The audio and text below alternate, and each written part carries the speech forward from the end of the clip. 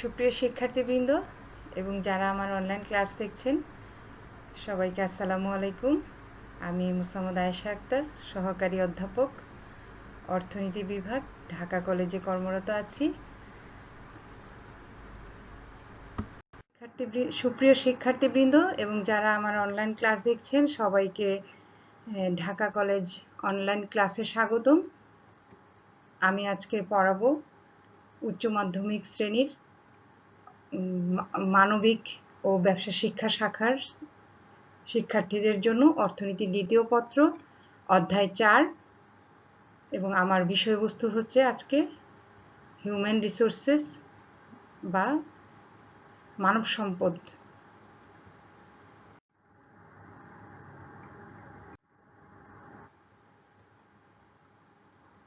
আমি মুসাম্মদ আয়েশা আক্তার, সহকারী অধ্যাপক, অর্থনীতি বিভাগ, ঢাকা কলেজ, ঢাকা। আজকে আমি আমার পাঠ্যসূচি ঘোষণা করছি। পাঠ্যসূচিতে আমি আসলে একটি ছবি দেখাবো। প্রিয় শিক্ষার্থীবৃন্দ, তোমরা ছবিটি দেখে বুঝতে পারবে যে আজকে আমাদের পাঠ্যসূচি কি হতে পারে। ছবিটি খুব ভালোভাবে লক্ষ্য করো। ছবিটিতে আমরা দেখতে পাচ্ছি একটি অফিসিয়াল আড্ডা বা মিটিং। হাস্যোজ্জ্বলভাবে দেখা যাচ্ছে কর্মীদের, অফিসিয়াল কর্মীদের। তো সেখানে আমরা একটু ভালোভাবে খেয়াল করলেই দেখতে পারবো যে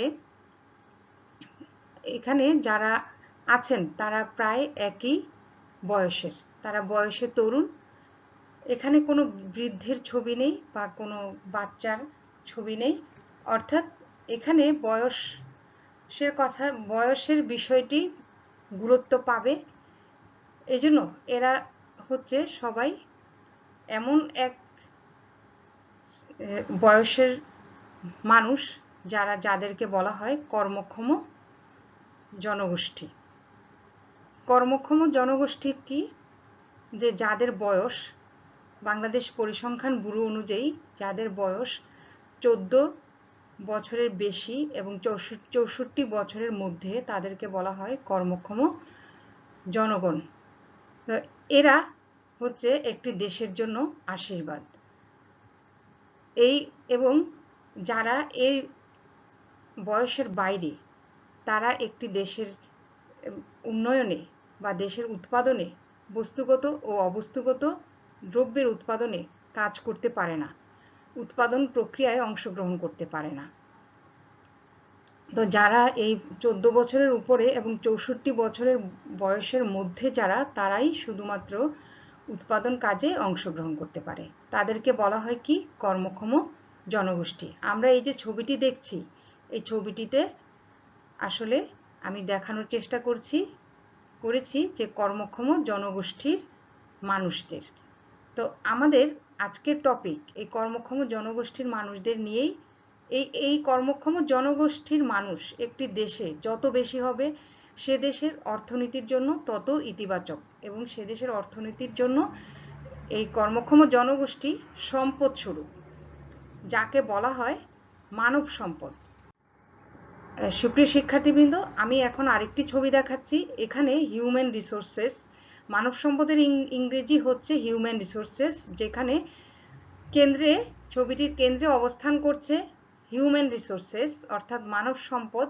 মানব সম্পদের আমরা যে চক্র দেখতে পাচ্ছি, এখানে কর্মক্ষম জনগোষ্ঠী অবশ্যই হচ্ছে দক্ষ জনগোষ্ঠী, যারা উৎপাদন কাজে অংশগ্রহণ করতে পারে, মোট উৎপাদনের পরিমাণকে বাড়াতে পারে। তারা অবশ্যই দক্ষ, স্কিল, তারা দক্ষ বলেই তারা বিভিন্ন উৎপাদন প্রতিষ্ঠানে বা সেবা প্রদানকারী প্রতিষ্ঠানে নিয়োগ পায়।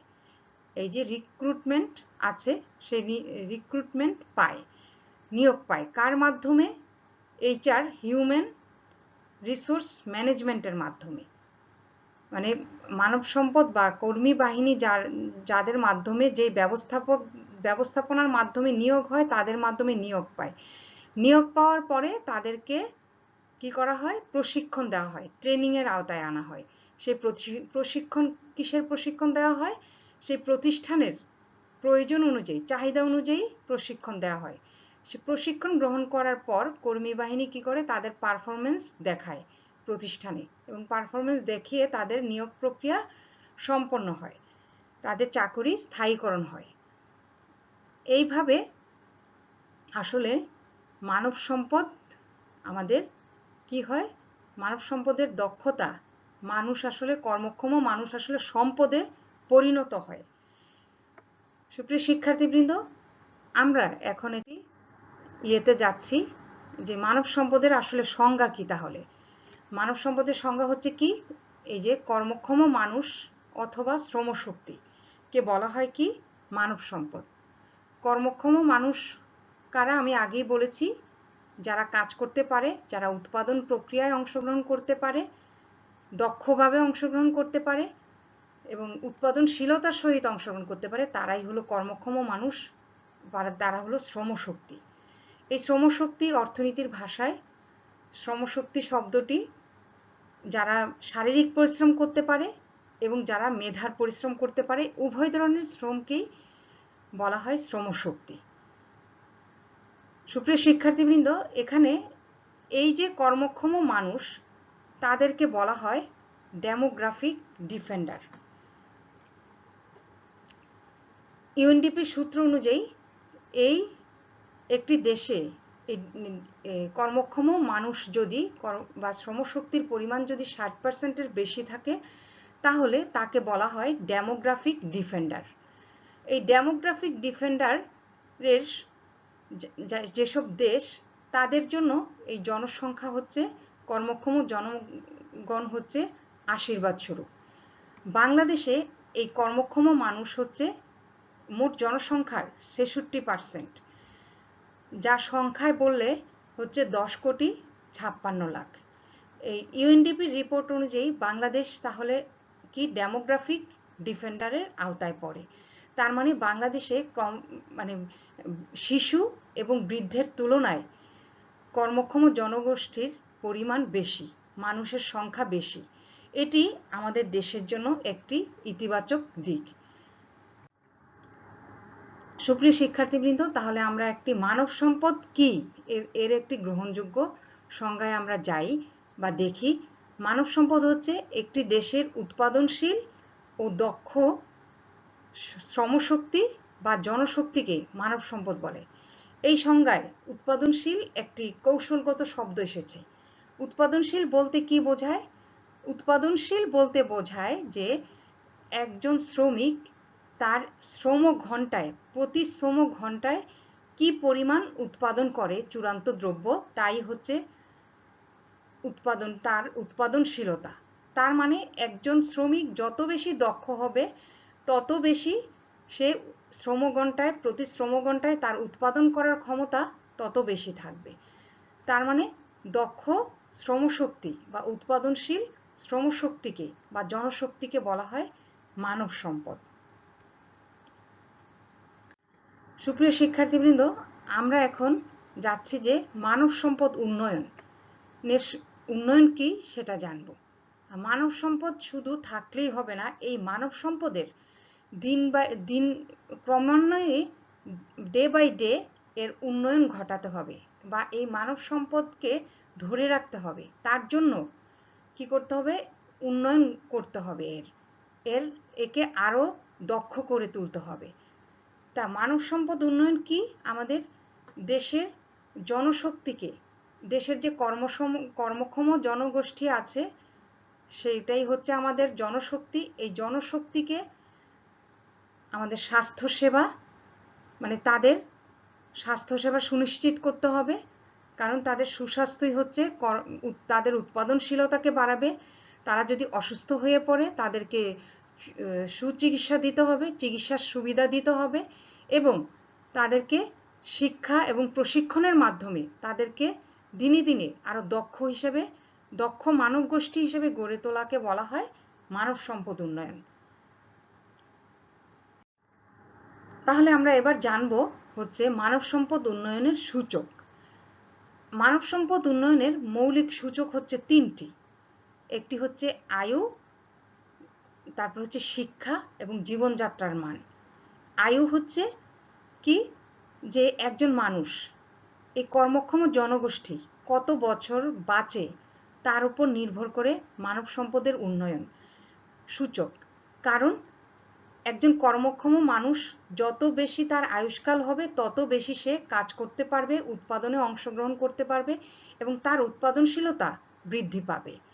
তার মানে আয়ু হচ্ছে মানব সম্পদ উন্নয়নের প্রধান সূচক। আয়ুষ্কাল যে জাতির বেশি, সে দেশের মানুষের উৎপাদন ক্ষমতা বেশি, সেই দেশের মানুষের মোট উৎপাদন বেশি। দ্বিতীয়ত আসছে শিক্ষা। শিক্ষা হচ্ছে মানব সম্পদ উন্নয়নের আরেকটি সূচক। এই শিক্ষার, যে জাতি যত বেশি শিক্ষিত, যে জাতি, যে জনগোষ্ঠী, দেশের জনগোষ্ঠী যত বেশি প্রশিক্ষিত, প্রশিক্ষণপ্রাপ্ত, সে সে দেশের মানুষ বা কর্মক্ষম মানুষ তত বেশি সম্পদ, তত বেশি দক্ষ সম্পদ। সেই কারণে এর শিক্ষা হচ্ছে মানব সম্পদ উন্নয়নের আরেকটি গুরুত্বপূর্ণ সূচক, মৌলিক সূচক। তৃতীয়টি হচ্ছে জীবনযাত্রার মান। যে দেশের মানুষের জীবনযাত্রার মান সুউচ্চ, উচ্চ জীবনযাত্রার মান বেশি, সে দেশের মানুষের মানব সম্পদের উন্নয়ন তত বেশি। কারণ সুউচ্চ জীবনযাত্রার মান একটি দেশের মানুষের কর্মক্ষমতাকে আরো বাড়িয়ে দেয়। এই মানব সম্পদ উন্নয়নের 8টি সূচকের কথা বলেছেন, গুরুত্বপূর্ণ 8টি সূচকের কথা বলেছেন অর্থনীতিবিদ গুনার মিরডাল। এই তার 8টি সূচক অর্থনীতিতে গ্রহণযোগ্যতা অনেক বেশি, সেজন্য আমি এই 8টি সূচক সম্পর্কে আলোচনা করছি। প্রথমেই আছে যে খাদ্য। খাদ্য হচ্ছে এই সূচকের, মানব সম্পদ উন্নয়ন সূচকের প্রধান সূচক। কারণ একজন কর্মক্ষম মানুষ যদি সঠিক সুষম খাদ্য গ্রহণ না করে তাহলে সে সঠিক পুষ্টি পাবে না, আর সঠিক পুষ্টি না পেলে সে অসুস্থ হয়ে পড়বে, সে কর্মক্ষমতাকে ধরে রাখতে পারবে না। এই জন্য খাদ্য হচ্ছে 8টি সূচকের মধ্যে প্রধান সূচক বা প্রথম সূচক। তারপরে আছে হলো বস্ত্র। বস্ত্র হচ্ছে দ্বিতীয় সূচক, কারণ এই সূচকে দ্বিতীয় বস্ত্র মানুষের আরেকটি, কর্মক্ষম মানুষের আরেকটি গুরুত্বপূর্ণ সূচক। কারণ উন্নত বস্ত্র বা আরামদায়ক বস্ত্র মানুষের কর্মক্ষমতাকে উজ্জীবিত করে।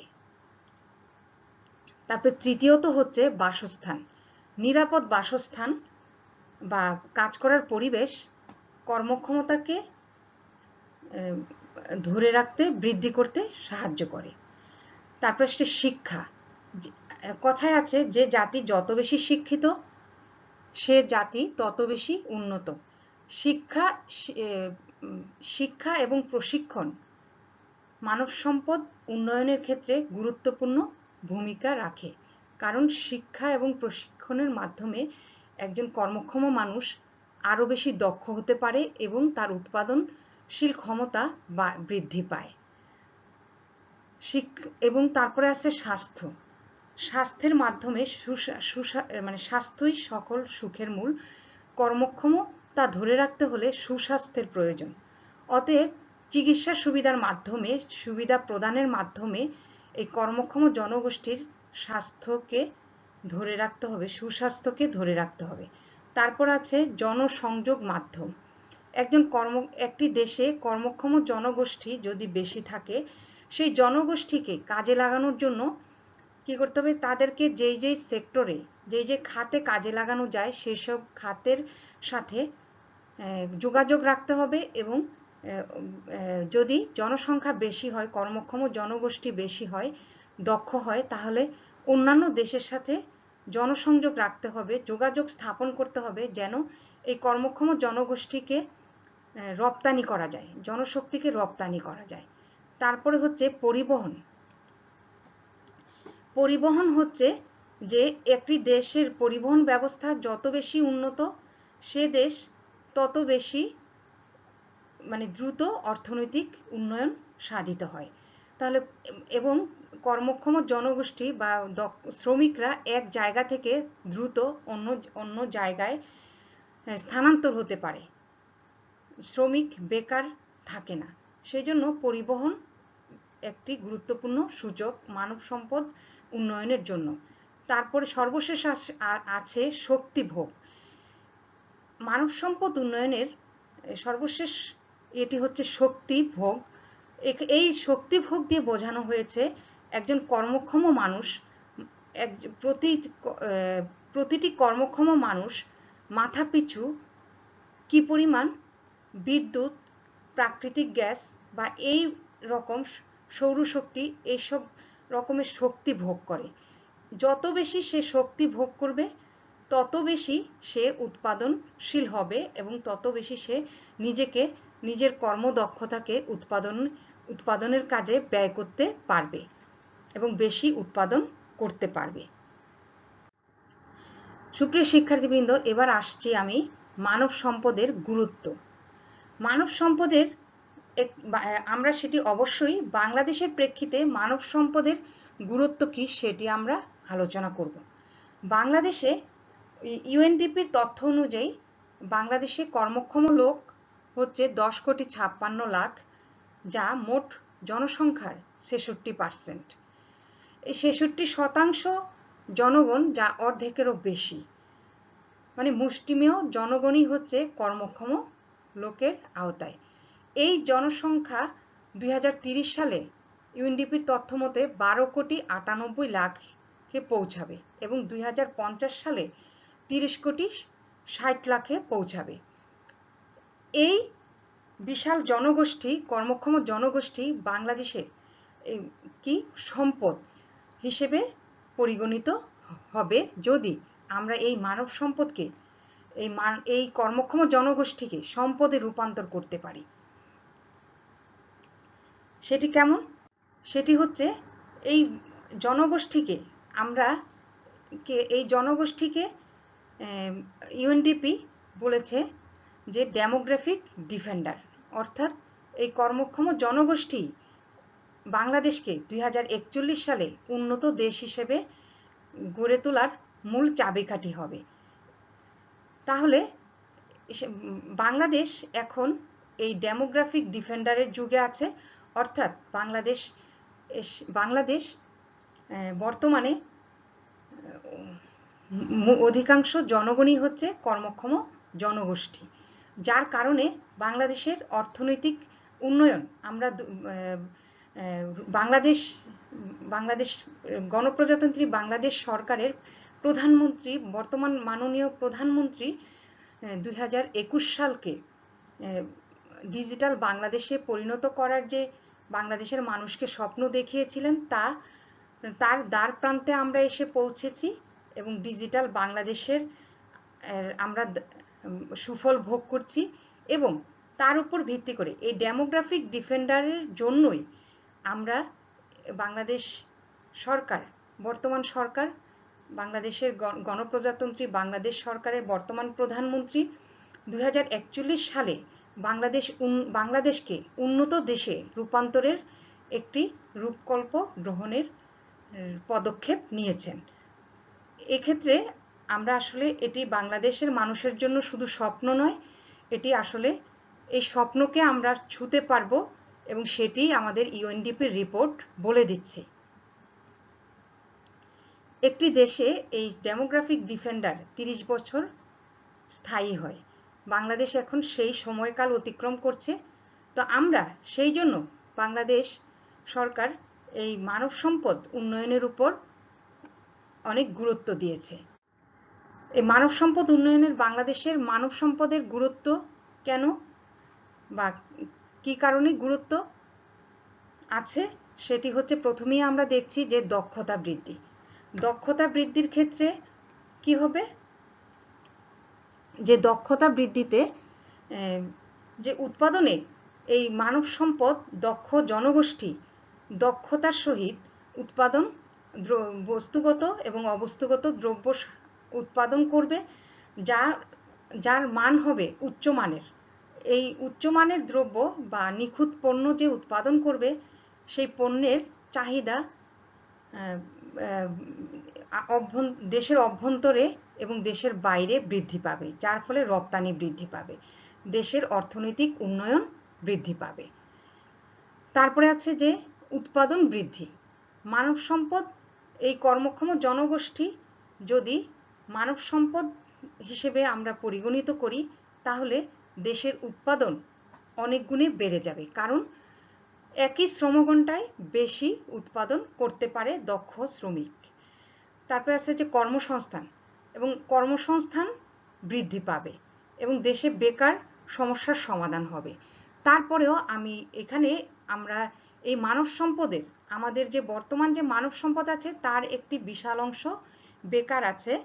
মানে বেকার হচ্ছে কি, অর্থনীতির ভাষায় বেকার হচ্ছে যারা কর্মক্ষম জনগোষ্ঠীর, যারা প্রচলিত মজুরিতে কাজ চাচ্ছে কিন্তু কাজ পাচ্ছে না, তাদেরকে অর্থনীতির ভাষায় বলে। শিক্ষার্থীবৃন্দ, এই মানব সম্পদ উন্নয়নে বাংলাদেশ সরকারের যে পদক্ষেপ সমূহ, সেগুলো হচ্ছে জাতীয় শিক্ষানীতি 2010, 2011 থেকে 16 মেয়াদী HP NSDP, জাতীয় নারী উন্নয়ন নীতি 2011, জাতীয় শিশু নীতিমালা 2011, আবাসন নীতিমালা। তার মধ্যে জাতীয় শিক্ষানীতি 2010 আমাদের আছে হলো জাতীয় শিক্ষানীতি 2010-এ বাংলাদেশের শিক্ষা ব্যবস্থায় এসেছে ব্যাপক পরিবর্তন। সৃজনশীল শিক্ষা পদ্ধতিতে শিক্ষার্থীরা পরীক্ষা দিচ্ছে এবং উত্তরপত্রের মূল্যায়ন হচ্ছে, যার কারণে শিক্ষার্থীরা মুখস্থ বিদ্যা থেকে বের হয়ে এসে শিক্ষার্থীদের কি সৃজনশীলতা বৃদ্ধি পাচ্ছে। তাছাড়া এই শিক্ষানীতি 2010-এর অধীনে প্রাথমিক ও মাধ্যমিক স্তরে বিনামূল্যে বই বিতরণ, কারিগরি প্রতিষ্ঠান ও বিজ্ঞান ও প্রযুক্তি বিশ্ববিদ্যালয় প্রতিষ্ঠা,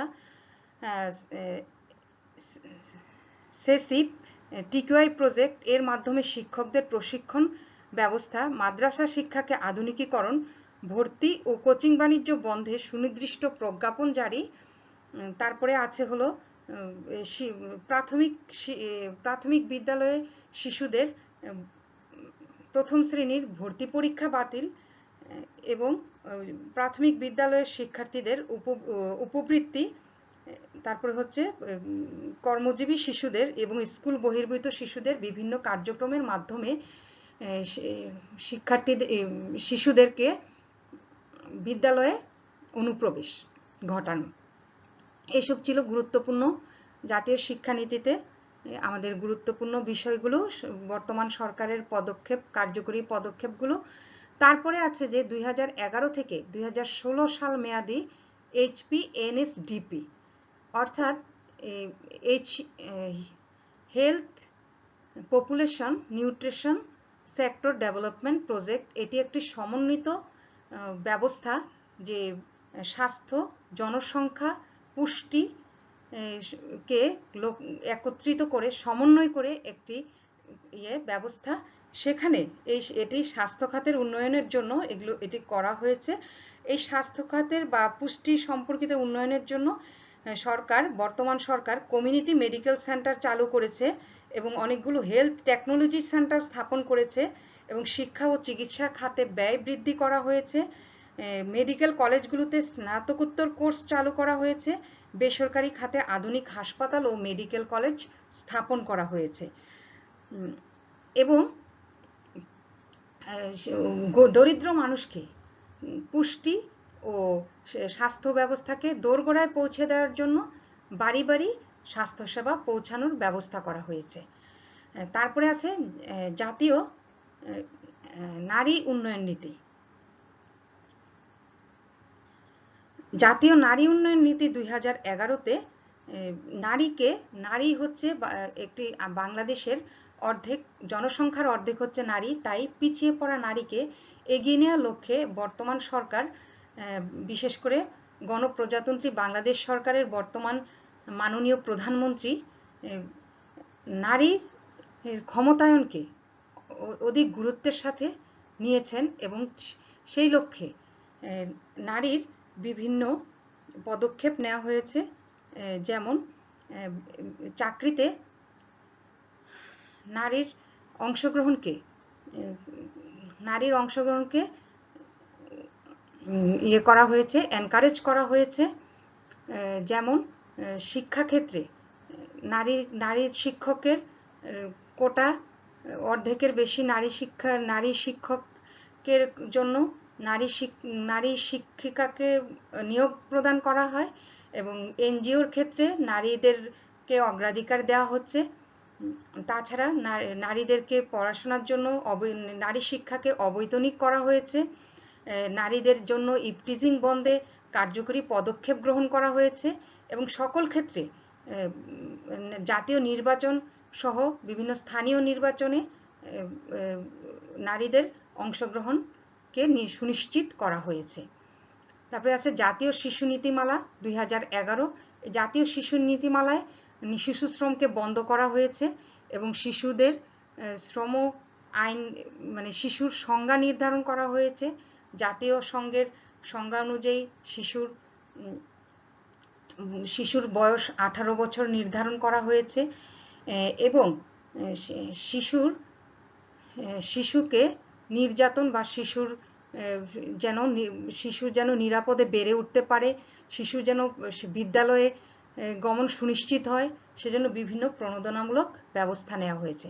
তারপরে আবাসন নীতিমালা। এই আবাসন নীতিমালা হলো সবাই যেন নিরাপদ বাসস্থান এবং স্বাস্থ্যসম্মত বাসস্থান নিশ্চিত হয়, সেই জন্য সকল শ্রেণীর মানুষের জন্য বাংলাদেশ সরকার বিভিন্ন পর্যায়ে শহরে এবং গ্রামে গুচ্ছগ্রামের মাধ্যমে বা সরকারি খাস জমির মাধ্যমে দরিদ্র মানুষের বাসস্থানের ব্যবস্থা করা হয়েছে, এবং শহরে বিভিন্ন ফ্ল্যাট বা বহুতল বিল্ডিংয়ের মাধ্যমে আবাসন নীতিমালা করে আবাসন ব্যবস্থার উন্নত করা হচ্ছে। যার এইসব পদক্ষেপের কারণে বাংলাদেশের মানব সম্পদ উন্নয়নের ক্ষেত্রে মাইলফলক হিসেবে কাজ করছে, কার্যকরী ভূমিকা রাখবে। তারপরে প্রিয় শিক্ষার্থীবৃন্দ, আমরা একটু আগেই পড়েছিলাম যে কর্মসংস্থান বা বেকার সমস্যার কথা পড়েছিলাম, যে বাংলাদেশের একটি বিশাল জনগোষ্ঠী শিক্ষিত বেকার, আইএলওর মতে প্রায় 3 কোটি বেকার।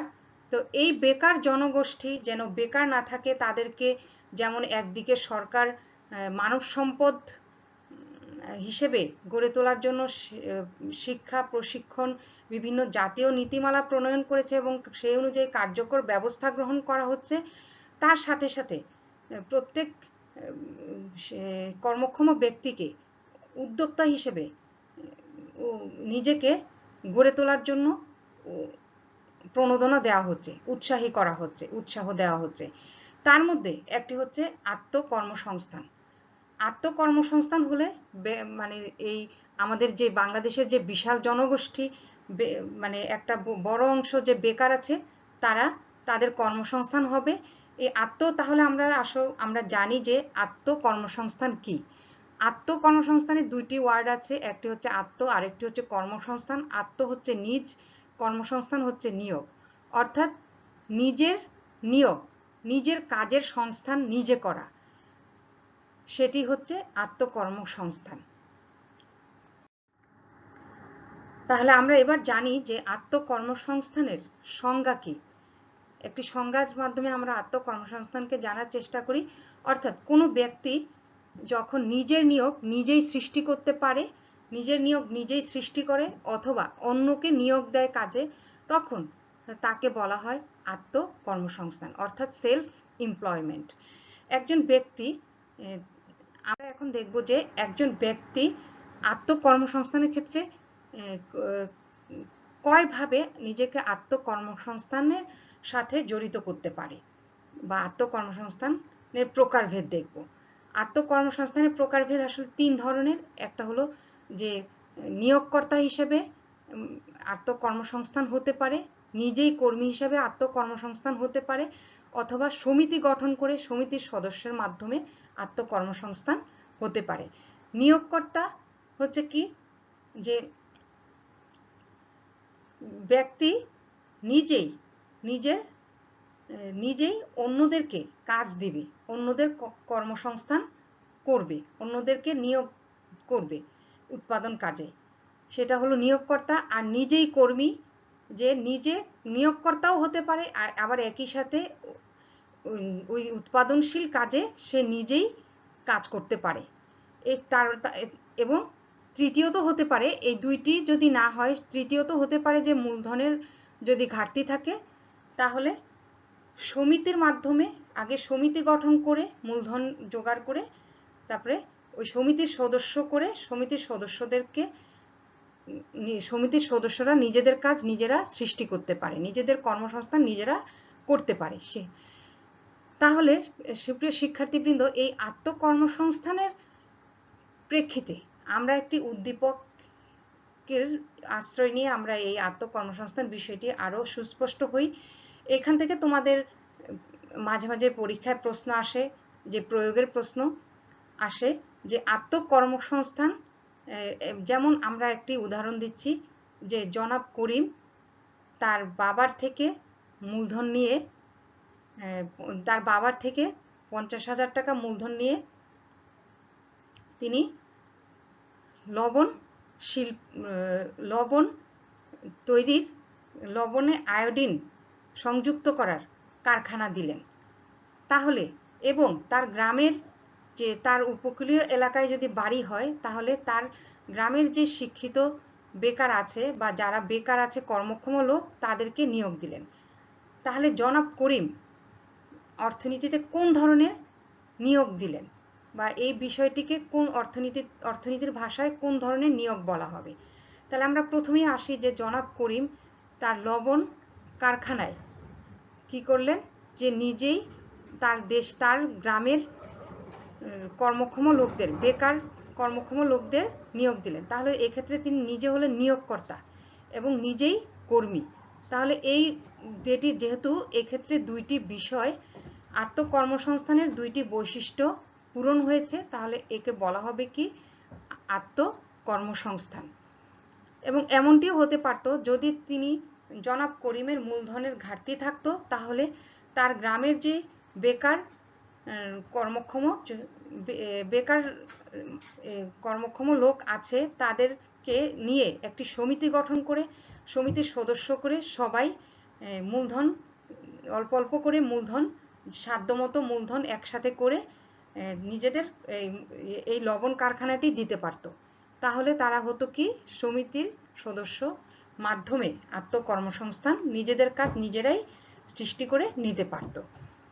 সুপ্রিয় শিক্ষার্থীবৃন্দ, এক্ষেত্রে আমাদের প্রশ্ন, এই টপিক থেকে আমাদের প্রশ্ন থাকতে পারে যে উচ্চতর দক্ষতার প্রশ্নটি আসলে থাকবে হলো মানব সম্পদ উন্নয়নের যে গুরুত্ব এবং মানব সম্পদের ক্ষেত্রে সরকারের যে পদক্ষেপগুলো, সেখান থেকে। তো আমরা সেই আলোচনায় পরে আসছি। আমি এর আগে আমরা এই আত্মকর্মসংস্থানে যেহেতু আছি, আত্মকর্মসংস্থানের উৎসগুলো কি কি হবে, কি কি হতে পারে, কি কি কাজগুলো সাধারণত বাংলাদেশের প্রেক্ষিতে আত্মকর্মসংস্থান হতে পারে, বা একজন কর্মক্ষম লোককে নিজেকে উদ্যোক্তা হিসেবে নিজের কাজ নিজে খুঁজে নিতে পারে কোন কোন সেক্টরে, সেগুলো আমরা একটু বলছি। যেমন তাঁত শিল্প, বাঁশ শিল্প, বেত ও রেশম শিল্প, এইগুলো হতে পারে। তারপরে হতে পারে যে মৃৎশিল্প, কাঠ শিল্প, ঝিনুক শিল্প। মৃৎশিল্প কোনগুলো, যে মাটির তৈরি জিনিসপত্র করে আবার সেগুলোর মধ্যে বিভিন্ন শৈল্পিক কাজ করা হয়। এগুলোতে দেশে যেমন বর্তমানে কদর আছে, সেগুলোর কদর বিদেশেও আছে, বিদেশেও এখন রপ্তানি হয়। তাহলে এই ক্ষেত্রে মৃৎশিল্পের মাধ্যমে নিজের কর্মসংস্থান নিজে করতে পারবে। কাঠ শিল্পের মাধ্যমে করতে পারে, বিভিন্ন আসবাবপত্র তৈরি এবং কাঠের নিখুঁত কাজ। তারপরে ঝিনুকের বিভিন্ন অর্নামেন্টস, তারপরে ঝিনুকের দিয়ে ঘর সাজানো, এইসব দিয়ে হতে পারে যে ঝিনুক শিল্পের মাধ্যমে আত্মকর্মসংস্থান হতে পারে। তারপরে আমরা যেই উদাহরণটি দিলাম লবণ শিল্প, তারপরে হতে পারে যে পুতুল তৈরি, তারপরে চামড়া শিল্প, চামড়ার ব্যাগ, চামড়ার বিভিন্ন দ্রব্যাদি, জুতা, এইসব হতে পারে। তারপরে ইমিটেশন অলংকার অলংকারের ক্ষেত্রে ইমিটেশনের অলংকার তৈরির ক্ষেত্রে আত্মকর্মসংস্থান হতে পারে। তারপরে হতে পারে যে নার্সারি। নার্সারি হচ্ছে কি, যে আমরা যে বিভিন্ন ফলজ বনজ গাছ লাগাই বা বনজ গাছ লাগাই বা ঔষধি গাছ লাগাই, সেই ঔষধি ফলজ বনজ গাছের চারা যেখানে উৎপাদন করা হয় সেটাকে, সেই উৎপাদনের ক্ষেত্রটাকে বলা হয়, চারা তৈরির ক্ষেত্রটাকে বলা হয় নার্সারি। এইসব ক্ষেত্রে, এসব ছাড়াও আরো অন্যান্য অনেক ক্ষেত্রে আত্মকর্মসংস্থান এই উৎস হতে পারে। তো প্রিয় শিক্ষার্থীবৃন্দ, আমি তোমাদের বিদায় নেওয়ার আগে আমি এই অধ্যায়ের আত্মকর্মসংস্থানের ক্ষেত্রে সৃজনশীল প্রশ্ন কেমন হতে পারে, প্রয়োগের কোশ্চেনটি বলেছিলাম, বা এখন আমরা যদি বলি এখান থেকে উচ্চতর দক্ষতায় কেমন টাইপের প্রশ্ন বা কোন কোন ধারণার সাথে যায়, সেগুলো যদি আমরা বলি, তাহলে আত্মকর্মসংস্থানের ক্ষেত্রে আত্মকর্মসংস্থান একটি মানুষকে কিভাবে স্বাবলম্বী করতে পারে, বা আত্মকর্মসংস্থান উচ্চতর দক্ষতার প্রশ্নে হতে পারে যে আত্মকর্মসংস্থানের মাধ্যমে একটি দেশের বেকারত্বের ক্ষেত্রে, বেকারত্ব সমস্যা সমাধানের ক্ষেত্রে কিভাবে ভূমিকা রাখতে পারে, তোমার মতামত বিশ্লেষণ করো, এরকম হতে পারে। আর আমি আরো পড়িয়েছি আজকে কি মানব সম্পদ উন্নয়ন বা মানব সম্পদ। সেই মানব সম্পদ উন্নয়নের ক্ষেত্রে মানব সম্পদের যে সূচকগুলো আমি পড়িয়েছিলাম, সেই সূচকগুলোর ক্ষেত্রে প্রয়োগের প্রশ্ন থাকতে পারে, যে সূচকগুলো তোমাদের উদ্দীপকে দিয়ে দিতে পারে, সেই সূচকগুলো তোমরা মানে চিনে বের করবে যে কোনগুলো মানব সম্পদ উন্নয়নের সূচক। তারপরে হতে পারে যে, আর এখান থেকে মানব সম্পদ উন্নয়নের সৃজনশীল প্রশ্নের উচ্চতর দক্ষতার প্রশ্নের ক্ষেত্রে মানব সম্পদ উন্নয়নের সূচকের গুরুত্ব এবং বর্তমান সরকারের যে পদক্ষেপগুলো, এই পদক্ষেপগুলোর কার্যকারিতা কেমন বা এই পদক্ষেপগুলো যথেষ্ট কিনা, সেগুলো থেকে আমরা উচ্চতর দক্ষতার প্রশ্ন হিসেবে আমরা সেগুলো মাথায় রাখতে পারি। সেগুলো আমরা আরো মানে নিজেরা মনোযোগ দিয়ে পড়ে আরো মানে তথ্যবহুল ভাবে পরীক্ষার খাতায় উপস্থাপন করতে পারি। সুপ্রিয় শিক্ষার্থীবৃন্দ, এই ছিল আজকে আমার ক্লাসের উপস্থাপনা। যারা আমার অনলাইন ক্লাস দেখেছেন, আমি জানি যে অনেকেই আমাদের অনলাইন ক্লাসে দেখেন, যার শিক্ষার্থী ছাড়াও, তাদের জন্য আমার শুভকামনা এবং ধন্যবাদ আমার ক্লাসের সাথে এতক্ষণ থাকার জন্য। এবং সুপ্রিয় শিক্ষার্থীবৃন্দ, তোমরা সুস্থ থাকবে, ভালো থাকবে, সবার সুস্থতা কামনা করে আমি এখানেই শেষ করছি। সবাইকে ধন্যবাদ এতক্ষণ আমার ক্লাসের সাথে থাকার জন্য। আসসালামু আলাইকুম। পরবর্তী ক্লাসে আবার দেখা হবে।